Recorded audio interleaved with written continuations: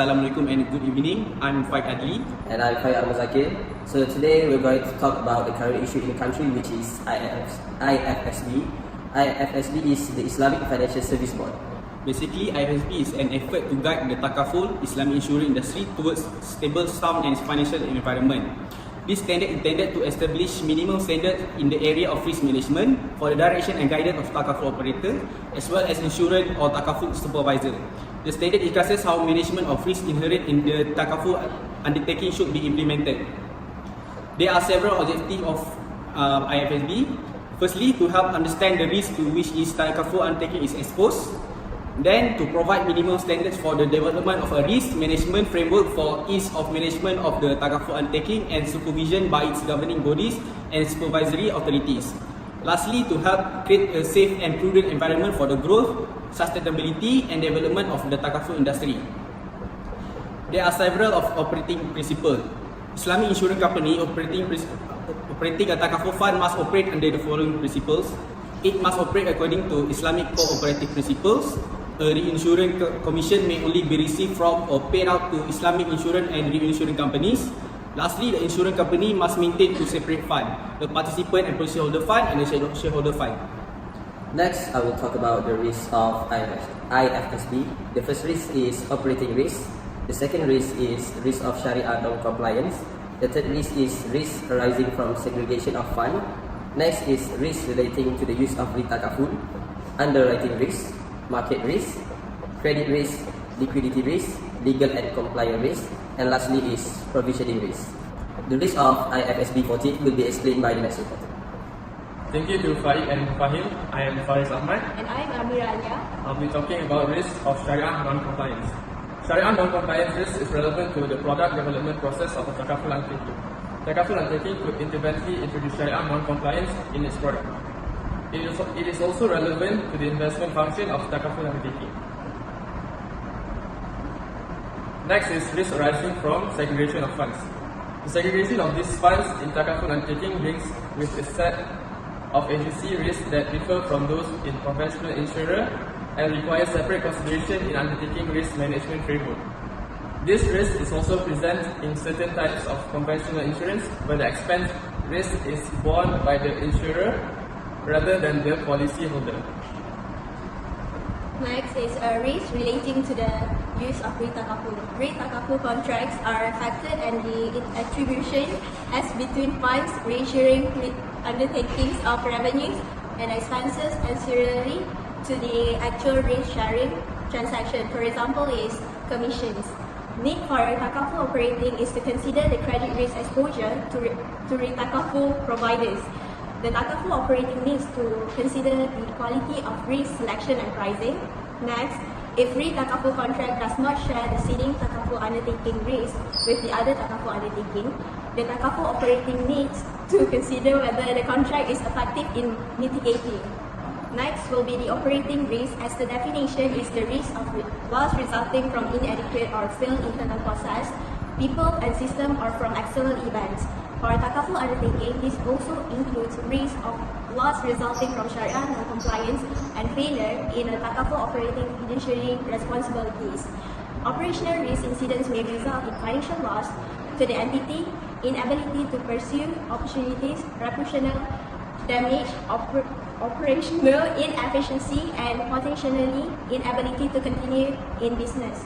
Under operating risk, takaful undertaking requires appropriate definition, approval, monitoring and control to ensure that outsourcing does not introduce additional risk of operational failure. Underwriting risk is loss due to underwriting activities relating to the participant's risk fund. Sources of underwriting risk include assumption, use in pricing or assessment. Underwriting standards need to be set, approved and monitored to ensure that only contracts of which the participant risk fund has risk appetite are accepted. Underwriting process of takaful business needs to ensure that the determination and treatment of contribution from the participants fulfilled. Takaful operator should establish the document with the assistance of takaful undertakers actuary to determine the type of assumptions to be used. The result of this exercise should be considered to help ensure that any new type of risk is only accepted into the participant risk funds after consideration of the adequacy of its pricing. Next, provisioning risk. Provisioning risk relates to the risk of underestimating the amount set aside as technical provision to meet claims that have been made and are in the process of settlement. The takaful operator should establish policies and procedures for the determination and approval of technical provisions. To ensure that provisions are appropriately estimated and deficits are correctly identified and recognized as they occur, takaful operators should ensure the integrity of data used for such projections. The methods used by the takaful operator in determining the technical provision should be such as to represent the expected future outflows of resources based on prudent and reasonable assumptions. Next is market risk. Market risk is losses arising from movement in market prices that affect fluctuations in values in tradable, marketable, or leasable, and a deviation of actual rate of return from the expected rate of return. Credit risk in takaful undertaking is the risk of default of asset held in investment of participant risk fund, participant investment fund, or shareholder fund, and other amounts due to the takaful undertaking. Due to the principle of tabarruk, on which such agreement are based, the risk that a takaful undertaking has insufficient funds to pay recoveries is qualitatively different from credit risk. However, the risk requires management in similar manner to credit risk. Furthermore, liquidity risk, defined as a risk of loss to a takaful undertaking arising from its inability. Liquidity risk is increased where the liabilities are of an unpredictable nature or the takaful undertaking holds a high level of illiquidity asset. Next, legal and compliance risk, arising from the takaful undertaking's operational activities and dealings with its stakeholder. Takaful operator has a responsibility towards the shareholders to seek to earn an acceptable return on their capital. Next, non-compliance with laws and regulations could expose the takaful undertaking or takaful operator to a disciplinary action. Okay, next, we'll pass it to the streets.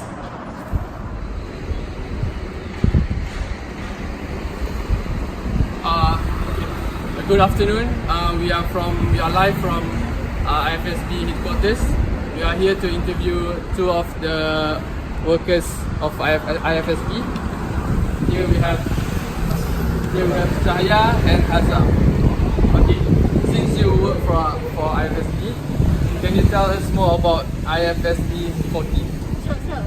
Okay, all I know about enterprise risk management, a takaful operator in its capacity as manager of the participants' funds should establish and review regularly a framework for managing the different risks of the undertaking.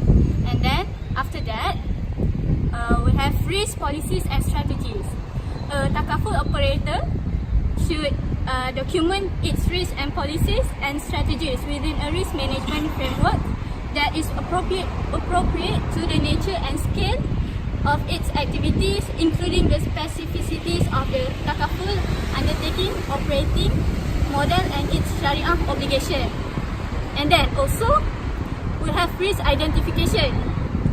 Risk identification is the process whereby the takaful operator considers and records all foreseeable events whose occurrence could have an impact on the financial condition or otherwise sustainability of a takaful undertaking. Once a risk has been identified, it is entered onto the risk management. So I'll pass to my friend here. Okay, what about you? Okay, now I want to talk about risk assessment and response and control. Okay, following the risk identification process, each identified risk will be assessed. Takaful operator should have a process for estimating for each risk and probability that it will occur. Okay. For the control framework, takaful operator should establish and maintain a control framework that reflect the risk policy adopted. Okay, lastly, asset liability management, which is an essential part of the risk management.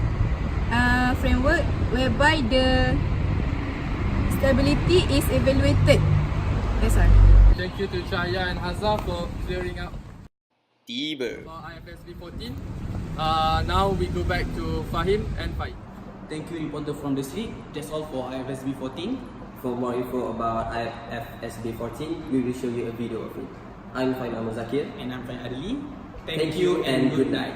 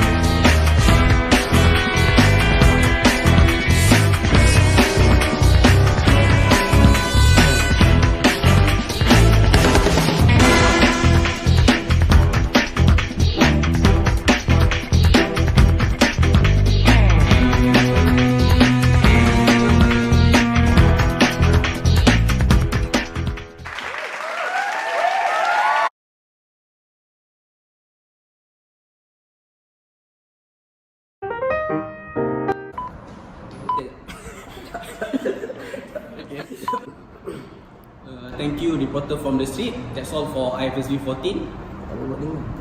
Dah lah tadi.